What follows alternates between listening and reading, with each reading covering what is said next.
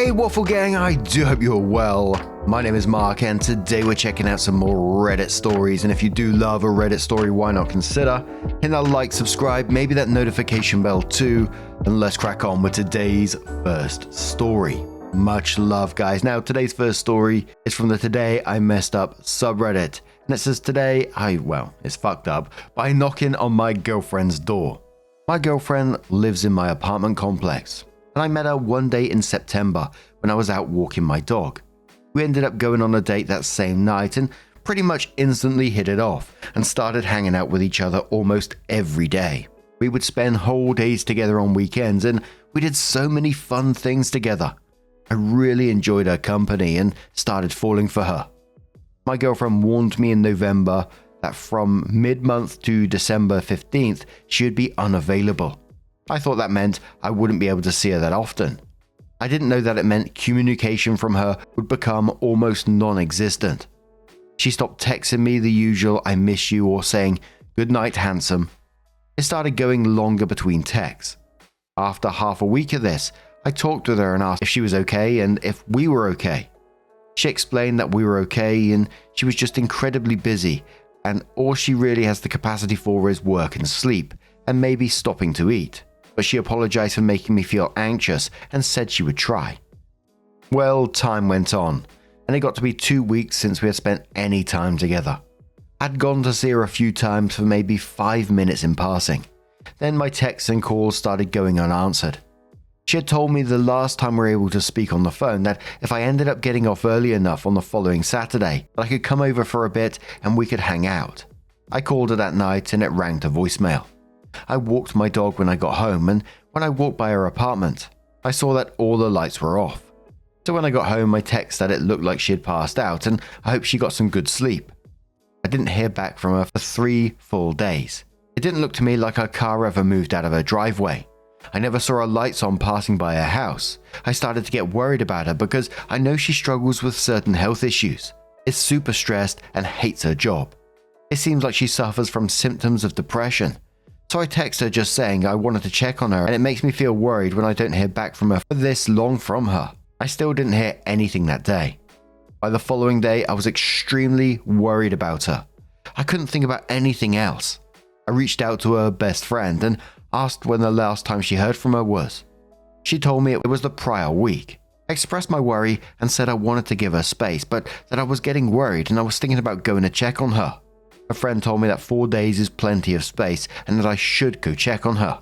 I went home on my lunch break and I walked over to her house. My anxiety was in my throat. It was still dark in her house from what I could see. Her blinds were all closed. I knocked on the front door. No answer. I rang the doorbell. No answer. I knocked again, a bit harder. No answer. I rang the doorbell again.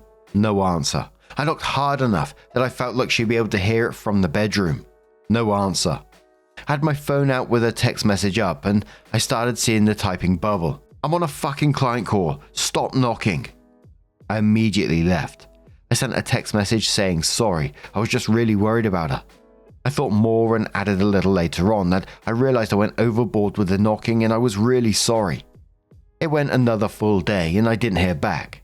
I talked to my father who said it doesn't seem like she is communicating, treating you very well. I told him I just wanted to talk to her and I had half a mind to go knock on her door now at night just to talk with her and let her know what is going on in my mind. But I was worried about looking crazy or ruining things further. He asked me how much would change from how things have been going. At least if I did this and I could talk with her, I would have an answer. So I wrote a text telling her I was going to stop by him for 5 minutes just to chat for a bit and that this was really important that we talked. I went over and rang the doorbell. No answer. So I went home and wrote a text telling her how much I liked her and how this whole situation was making me feel. How I was feeling like I was being ignored and being treated less than. How I needed some communication. How a single text every once in a while would go such a long way. I told her this wasn't a "you need to call me tonight or it's over," but that I needed to hear from her. I woke up the following morning to see she had sent me a long text around 4 a.m. telling me how busy she's been, which I knew. How she has barely had any capacity to even get to her desk. That she has been working 14 hours a day and just crashing. Telling me that she had already told me she'd be unavailable. She said coming to her door while she was working and banging on it was incredibly uncalled for. She said her car had clearly been moved. She said that me doing that while I knew she'd be unavailable and she was at work, she worked from home, during work hours is a hard line for her. I didn't know that unavailable meant zero contact or being able to see her at all. But regardless, in one fell swoop, I ended my relationship with someone I cared about deeply. All because I couldn't get a grip on my anxiety and be patient. To me, it just felt like she was using this as an excuse, as some sort of shitty way to end your relationship. Yeah, and don't get it's awful. It's an awful way to end a relationship. And this isn't about your anxiety. It's just basic human decency. If you're dating someone and you live literally a walking distance away, going completely dark for days isn't being unavailable. It's being dismissive and disrespectful. And I don't blame you for knocking on her door either, because you was concerned for her safety. Her friend hadn't heard from her. You hadn't heard from her. You know there was some issues going on in the background. Of course you're going to be concerned for someone that you care about. And I fail to believe that they couldn't find 10 seconds. That's all it takes to send a quick text message just saying, yeah, I'm okay, we'll talk later, or send a message later of some sort. It's not difficult. But some of the comments on this, one said, she's not for you, move along, I don't get this shit. Another said, I don't care how busy someone is, if they can't take 30 seconds to be like, I'm sorry, I'm swamped, talk later, then you're nowhere on their list of priorities. Another one says, no man, you didn't lose anything. She ghosted you, she left you and didn't want to make it official. Unavailable does not mean disappear into the void, it means I won't have time for dinner or hanging out. Another says, if she couldn't carve out 5 minutes here and there to even say, oh man, that was just a rough day, I can't wait till busy time is over and we can hang out again, then she's not making any effort and it was never a good relationship. Be sad, talk to friends and family, feel better and move on. You deserve better out of a partner. Good luck. So OP came in with her update and says my last post kinda blew up, so I figured some people might appreciate an update. I mentioned at the end of my original post that she sent me a long text the following morning telling me how much I had fucked up and crossed a hard line. I did respond to that text with an apology, saying that I did let my anxiety control me and I wanted to work on things, that I was going into therapy to work on my own issues. She didn't explicitly say that we're over, so I asked her for clarification on where we stood, if she was done. I said outside of that I would not contact her until I heard back from her. As of today, it's been 12 days. She has not responded to me at all. The last 12 days have been horrible for my mental well-being. I decided yesterday to just move on and give myself my own closure. I realized a lot of important things through this experience. I realized that I didn't do anything wrong. Unavailable does not mean you disappear and drop off the earth for days at a time, ignoring the outside world. I did nothing wrong by going to check on her. I did what I did out of love, caring and worry. I did what I would hope a partner would do for me. No one is too busy to text a single time in 4 days. I realized that I need to take care of myself and assert my own boundaries. I learned some important needs and expectations I have of relationships. I learned about my own codependent and anxious tendencies that I need to work on. I realized there were a lot of red flags about this woman that I was ignoring. In the past 12 days, I've taken up meditation, journaling, daily practice of gratitude. I've gotten into therapy and back into the gym. I've talked with her best friend again, who hasn't heard from her in about as long as I have. The silence isn't personal to just me, which did make me feel a little better at one point. However, now I'm still upset. I'm mad at the way I've been treated throughout the whole process. I know this is an extremely busy time for her, and I know she's struggling, but I still have needs, and she decided to be my girlfriend. Needs that she is apparently for any reason incapable of meeting. Leaving someone who loves and cares about you in the dark for 12 days when you live a 3-minute walk from each other is unkind at best. I still don't know what is going on in her head, and I don't know if I ever will. I would still be open to talking with her and hearing her out. I'm extremely unlikely to take her back though. I deserve better. I think my biggest realization is that I can give myself closure. I can detach and take care of myself and still love her and others around me. I wish I could snap my fingers and be over her, but I know that it's going to take a little bit. Thank you for all the reassurance, kind words, and those who reached out to support. I like that update for OP, and I think that's what growth looks like. You went from blaming yourself for not getting a grip on your anxiety to recognizing the actual truth about the situation. Checking in on someone who cares about you gone dark isn't wrong, it's normal. No one is too busy for a 30-second swamped or text later message for multiple days. Her being unavailable doesn't justify completely ghosting someone who lives minutes away. And instead of letting this bring you down, you've turned it into an opportunity for growth for yourself, therapy, meditation, exercise, and most importantly, better understanding of your own worth and your own boundaries. The only thing I would extra say to this, and I don't wish her any ill will or anything like that, but for OP's perspective, she's chosen not to hear you out for God knows how many days, making you feel crazy for being concerned about her. She made those choices for you with no concern. Move on, brother, move on. But now I'm going to turn this one to you guys. What do you guys make of this situation? Let us know your thoughts down in the comments below, and let's move on to another story. Now, our next story comes from East Side West from the True Off My Chest subreddit. And before we do get into it, I want to give you a warning in case you want to skip it. There's discussions of child sexual abuse within the story, so please feel free to skip it if you want to. This is titled, My Mom Explained Why She's Always Been Partial to My Sister. Okay, so I, 17 male, have a twin sister, and if I'm being honest, our mum has always seemed more partial to her. She's always far quicker to give her hugs and compliments, and she seems a bit more emotionally distant to me. I've noticed it my whole life, and I've tried not to let it bother me, but things finally came to a head recently. I don't want to really get into the inciting incident that started this. Long story short, we've been looking at colleges, and I was upset because it seemed like she wanted my sister to stay local more than she wanted me to. And I told her she loved my sister more than me our whole lives, and she didn't give a shit about me, and I'm still not sure why. Today she came into my room and asked if we could talk, and she said there's something she felt it was time to tell me. Then she opened up about her childhood, something she's never done, and explained that her father abused her sexually, and she had brothers who abused her too, and it's instilled a deep disdain towards men in her. She told me she's been meaning to go to therapy and get help, but she told me it breaks her heart that she ever made me feel like she loved me less than my sister, and she's been trying my whole life to get the fuck over it and grow up, and that it breaks her heart that I haven't been the mum I deserve. She started crying, and I hugged her and told her I loved her and she was a great mum and I was lucky to have her. Afterwards, I suggested that we go out to dinner, just the two of us, and I could pay. And she said she'd take me up on that under the condition she'd pay. So we had a really nice dinner, and we talked, and I felt connected with her in a way I hadn't before. I can't really explain it, but I felt like I saw her and she saw me in a different but good way. Overall, gonna be honest, I feel terrible because I feel like I made her trauma all about me. She's a wonderful person, and I don't know why I'd accuse her of not loving me like she loves my sister. All I know is that I'm gonna be better to her and understand that she's doing her best, as we all are. That's all. Just figured I'd share somewhere. Edit. Okay, yes. My mom has been making mistakes with not getting treatment and how she's been more partial to my sister than me.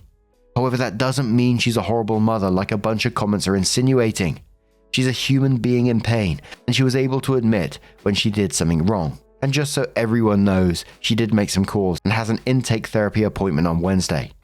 If I make my mother sound like she hated me or was blatantly awful to me, she doesn't and she isn't. I love her and she loves me, and we're going to do better from now on. Consistent ad says COP, don't feel bad. You didn't know her history, but you had a right to talk with her about her behavior with you. Our fellow says, exactly, this is clearly a trauma response. Even if his is nowhere near the same level as his mum's, this is still a textbook example of generational trauma being passed down and hopefully healing. He was right to make his feelings known, and it seems like his mum is responding appropriately. Bitter Animator says she needed to be told since she clearly was blind to what he was, what she has and was doing to you. Hopefully you can now build a relationship. A month later, OP came in with her first update and said, so I made a post last month talking about how my mother opened up to me about why she's always seemed more partial to my sister. I was going to post an update 2 weeks ago. But the Reddit app crashed and I lost the post as I was close to finish with it, and I rage quit and lost the drive to write another one. That being said, thank you to some of the people commenting asking for an update. You helped bring the drive back. For those of you who hadn't read my original post, to make a long story short, my mother was sexually abused her whole childhood by almost every single one of the men in her life, including her father, older brothers, and some older students at school. These horrible experiences ended up instilling a deep disdain towards men inside of my mother, and my whole life I always felt like she connected with my sister more than me, and made more of an effort to connect with her than me, and I confronted her about it recently. Then for the first time she told me what had happened in her childhood to make her more partial to women, and I agreed to get therapy to help her with her problems. So before I get into my updates, a few things. First, people were asking about my father, and well, I've never met him. My mother has never told us about him aside from the fact that he left her to mother us all by herself at the last second. Like really, all by herself.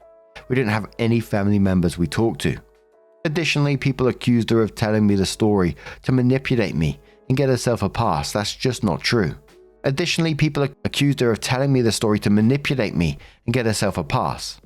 just not true. If you want to argue that she wasn't taking care of herself in the way she should have, then sure, you're not wrong. However, she's not abusive or shitty like that. She's just a person in pain. Now onto the update. She goes to therapy on Monday afternoons, and I've been going with her to her sessions, and we get dinner afterwards. To be honest, the main reason I started going with her is to make sure she goes. And that's been going well. She walked out one of the sessions crying this month, and that's just how it goes sometimes. I've also been seeing eye to eye with my mum in a way I'd never really have, and I've been getting along better with my sister, who she also ended up telling about her childhood. And my sister has been insanely compassionate towards both me and our mum, and sometimes will intentionally leave my mother and I alone so we can bond. And don't make any mistake, she's trying her damnedest to connect with me. She's been asking me questions about my hobbies and engaging in them with me, and I do believe she's a great mum. And I'll close this out with an uplifting story from a few nights ago. So my sister and I watched some TV together, and were up late, so we started heading to bed, but heard our mum in her bed crying. We looked at each other and neither of us knew why she was crying, but I know she's been in pain. So I went inside and without saying anything, lied down her bed next to her. She stopped crying and seemed surprised, but then my sister came into the room and also without saying a word, got into bed next to us. My mum started crying again, a good cry this time, and gave us both a hug and said, "I love you guys." And the three of us all went to sleep together. It genuinely made me feel like my sister and I were little kids again. Obviously, we had a lot less space than we did back then and were packed tightly together. But it was wonderful and reminded me of the old days when we'd all fall asleep together. Anyway, yeah, that's the update. Thank you to all the people who were commenting, asking me to post the update, and to anyone who left a supportive comment on my last post. It means a lot. Max Zaddy says to OP, "I'm glad to hear your mum is healing little by little.